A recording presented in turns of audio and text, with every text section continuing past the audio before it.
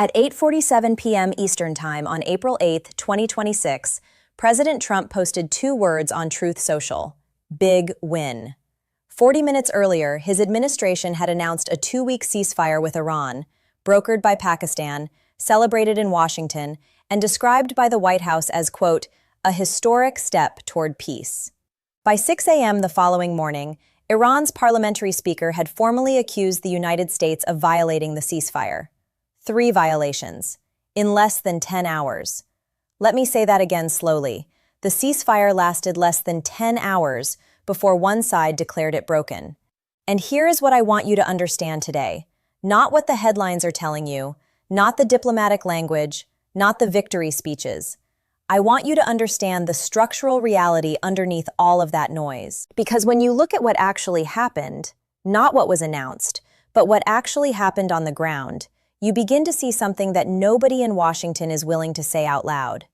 This ceasefire was never real, and the people who designed it knew that when they signed it.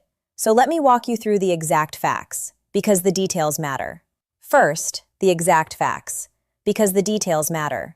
Here is the timeline of the last 48 hours, and I want you to hold every piece of this in your head simultaneously, because the picture only becomes clear when you see all of it together. April 7th. Trump issues a deadline. Iran must reopen the Strait of Hormuz or, and I am quoting the President of the United States directly here, a whole civilization will die tonight, never to be brought back again. Those were the exact words. The Pope called it truly unacceptable. 3 European heads of state issued formal rebukes, but Trump held the line. April 8th, hours before the deadline expires, Pakistan's Prime Minister Shehbaz Sharif announces a 2-week ceasefire. Trump calls it a big win. Markets surge. The Dow Jones jumps 1,325 points in a single session. Oil drops from $109 to $95 per barrel. The world exhales. Then, reality arrives. Within hours of the ceasefire announcement, Israeli jets launched what the IDF described as the largest single wave of strikes on Beirut since the war began. 100 Hezbollah targets, 10 minutes, more than 250 people killed, over 1,100 wounded. Lebanon declared a national day of mourning.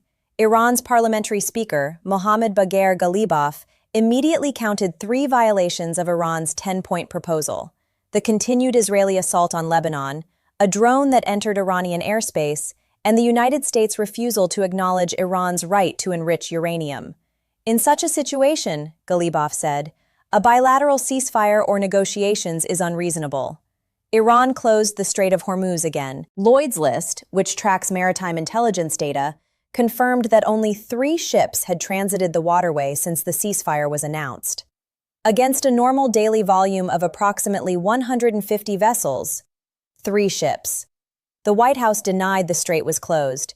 Iranian state media said it was. And somewhere in the Persian Gulf, shipping company executives and tanker captains were making the only rational decision available to them. They waited. This is where we are. This is the reality underneath the announcement. Now let me apply the analytical framework because this is where it gets important. In game theory, there is a concept called a coordination problem.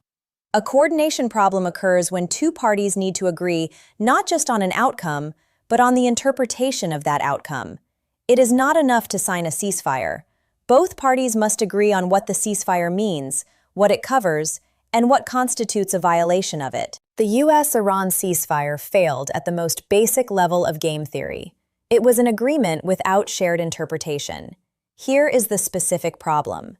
The United States agreed to a ceasefire with Iran, but the United States did not agree to stop its ally Israel from continuing military operations. Trump and Netanyahu were explicit.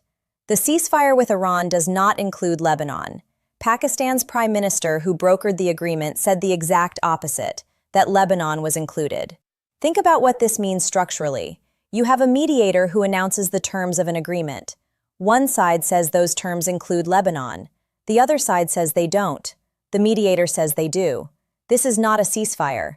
This is 3 parties with 3 different agreements pretending they signed one document. And Iran understood this immediately. Because Iran's 10-point proposal, the proposal that Trump called a workable basis on which to negotiate, explicitly included a halt to Israeli attacks on Lebanon as its very first condition. Condition 1. The first thing on the list. Israel violated Condition 1 within hours of the agreement taking effect. So here is the structural question that nobody in the mainstream analysis is asking. Did America agree to a ceasefire it knew Israel would immediately violate? Or did America genuinely believe it could control its allies' military operations? Because either answer is catastrophic for American credibility. Either Washington deliberately signed a ceasefire it had no intention of enforcing, which makes it a deceptive actor at the negotiating table, or Washington signed a ceasefire and then discovered it cannot actually control the military operations of the country it has spent 80 years calling its closest ally in the Middle East. Both of those explanations tell you something very important about the real balance of power in this conflict. History offers perspective here. In January 1973, the Paris Peace Accords were signed, formally ending direct American military involvement in Vietnam. Nixon called it peace with honor. Kissinger and Le Duc Tho shared the Nobel Peace Prize. Within weeks, both sides were accusing the other of violations. Within 2 years, the agreement was dead. Saigon fell in April 1975. The structural parallel is uncomfortable, but exact. America in 1973, like America in 2026, had reached the limits of what military force could achieve. It needed a face-saving exit.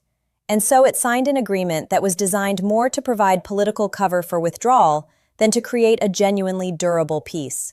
The ceasefire announcement, timed precisely to arrive hours before Trump's apocalyptic deadline, framed as a big win, celebrated before the ink was dry, follows the same structural logic. It is not the end of the conflict. It is the beginning of the exit.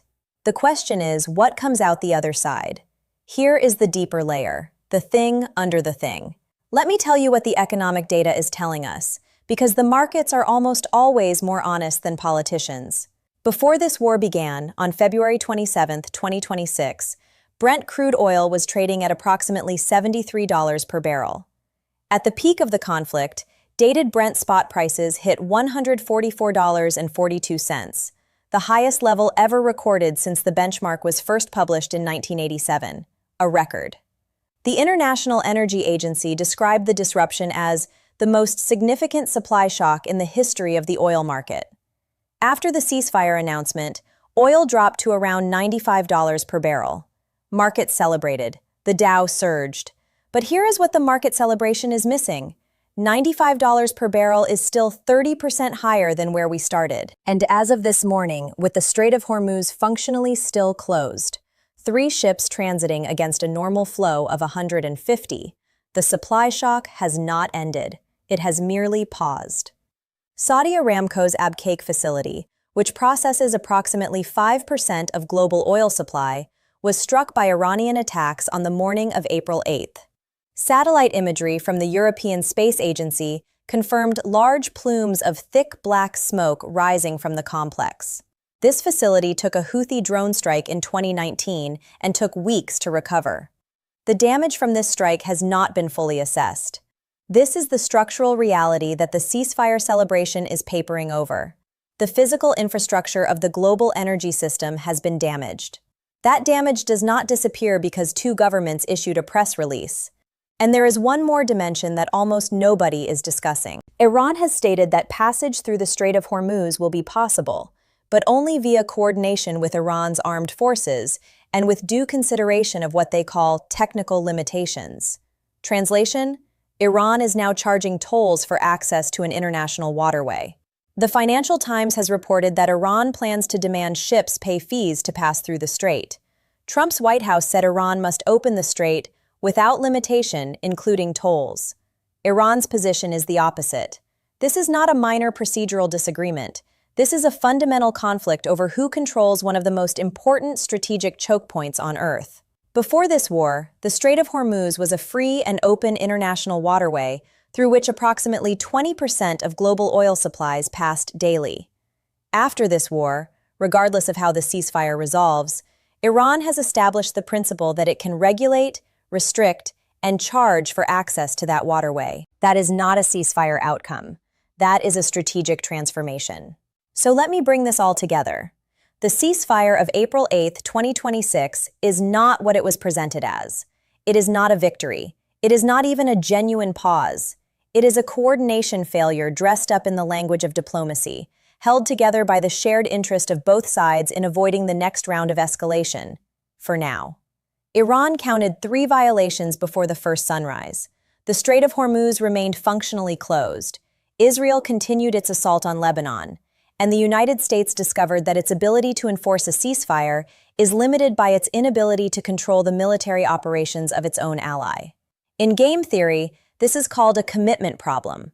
The United States made a commitment: we will stop the attacks, and immediately failed to deliver on the most visible element of that commitment, because it was never in a position to deliver it. And Iran, which has been studying American decision-making for decades, knew this.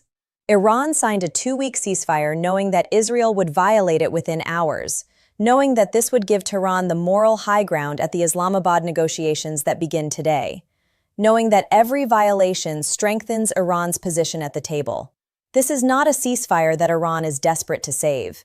It is a ceasefire that Iran is managing strategically while the clock runs.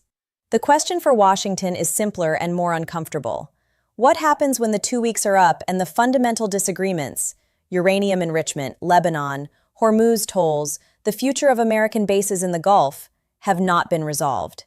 Trump threatened that a whole civilization will die tonight. Instead, he signed an agreement that Iran's own parliament called violated before morning. History does not remember the press releases. It remembers what actually happened on the ground. This is not prophecy. This is structural history combined with game theory. Think about it. Question what you're being told.